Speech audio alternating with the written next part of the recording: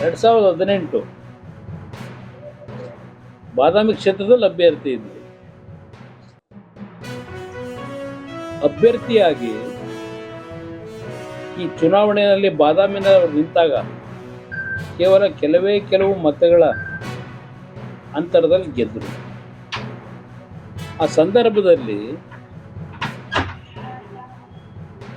ಬಾದಾಮಿ ಕ್ಷೇತ್ರವನ್ನ ನಾನು ದತ್ತು ತೆಗೆದುಕೊತೀನಿ, ಬಾದಾಮಿ ಕ್ಷೇತ್ರವನ್ನ ದೊಡ್ಡ ಮಟ್ಟದಲ್ಲಿ ಅಭಿವೃದ್ಧಿ ಪಡಿಸ್ತೀನಿ ಅಂತಕ್ಕಂಥ ಮಾತುಗಳನ್ನ ಆ ಸಂದರ್ಭದಲ್ಲಿ ಕೊಟ್ಟಿದ್ದು ನಾನು ನೆನಪಿಸ್ಕೊಡ್ಲಿಕ್ಕೆ ಬಯಸ್ತೀನಿ. ನೀವು ದತ್ತು ತೆಗೆದುಕೊಂಡು ಅಭಿವೃದ್ಧಿ ಪಡಿಸ್ತೀನಿ ಅಂತಕ್ಕಂಥ ಹೇಳಿದಂತ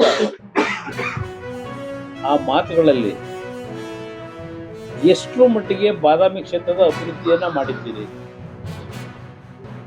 ಆ 18ರಲ್ಲಿ ನಾವು ಮತ್ತು ಕಾಂಗ್ರೆಸ್ ಅಂತಿಮವಾಗಿ ಸಮ್ಮಿಶ್ರ ಸರ್ಕಾರ ನಡೆಸಬೇಕಾಯಿತು.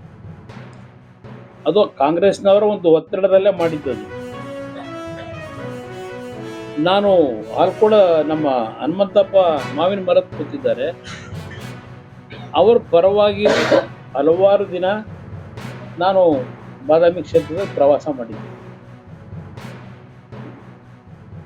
ನನಗೆ ಅವರು ಪ್ರವಾಸ ಮಾಡಬೇಕಾದ್ರೆ ನಮ್ಮ ಕೆರೂರು ಭಾಗದ ಕೆರೆಗೆ ನೀರನ್ನು ತುಂಬಿಸ್ತಕ್ಕಂಥದ್ದು, ಕೆರೆ ಹತ್ರಕ್ಕೆ ಕರ್ಕೊಂಡು ಹೋಗೋವತ್ತು ನಾನು ಬೆಳಗ್ಗೆ ಕರ್ಕೊಂಡೋಗಿ ತೋರಿಸಿದ್ರು. ಅದಿನ್ನೂ ಮರ್ತಿಲ್ಲ ನಾನು. ಚಂದೂರು ಕೆರೆ ನಾನು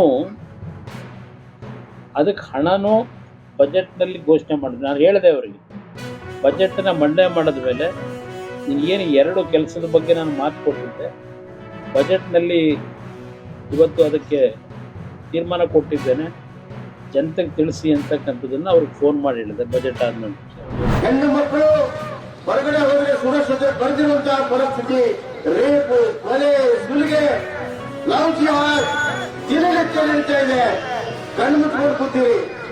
ಯಾವ ರಾಜ್ಯದಲ್ಲಿ ಹೆಣ್ಮಕ್ಳು ಸುರಕ್ಷತೆ ಇಲ್ಲ, ಅದು ರಾಜ್ಯವೇ ಅಲ್ಲ. ಕೊನೆಯದಾಗಿ ಇಷ್ಟು ಹೇಳಿ ಬಯಸ್ತೇನೆ, ಇದೊಂದು ಪಾಪರ್ ಸರ್ಕಾರ, ಸಾಲಗಾರರ ಸರ್ಕಾರ.